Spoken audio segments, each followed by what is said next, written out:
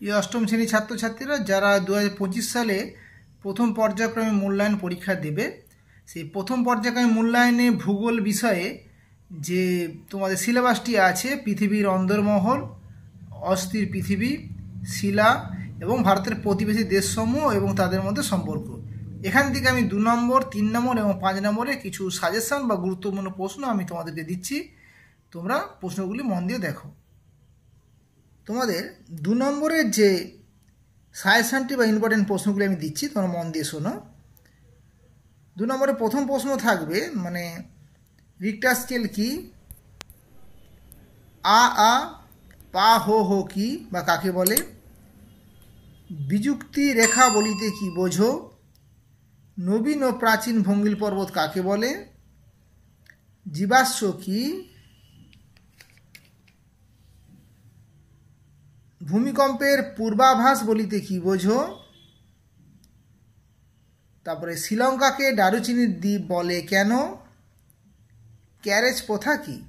এগুলো হচ্ছে 2 নম্বরের প্রশ্ন। এরপর আমরা আসছি 3 নম্বরের ইম্পর্টেন্ট প্রশ্নগুলি কি কি আসতে পারে। লাভা ও ম্যাগমা কি এক, ব্যাখ্যা করো, খুব ইম্পর্টেন্ট। ক্রোফেসিমা ও নিফেসিমা এদের মধ্যে পার্থক্য লেখো, এটাও আসতে পারে।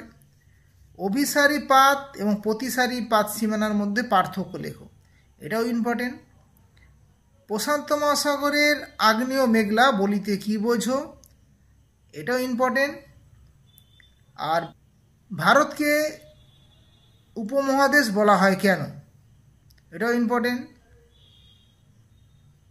তারপরে শ্রীলঙ্কায় খনিজ সম্পদ সম্পর্কে লেখো, মানে খনিজ সম্পদ যা আছে তারা সেটা সম্পর্কে লেখো, এটাও ইম্পর্টেন্ট।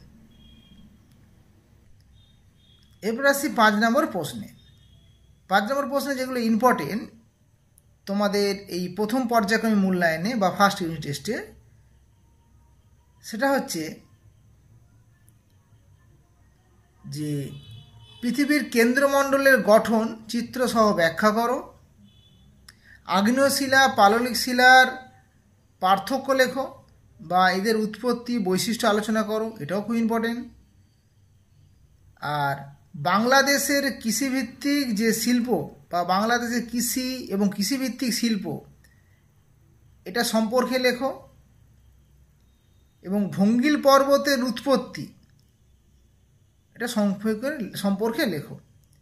এই 4টি প্রশ্ন তোমরা ভালো করে দেখে রাখবে। আজ এ পর্যন্ত, তোমরা ভালো থেকো।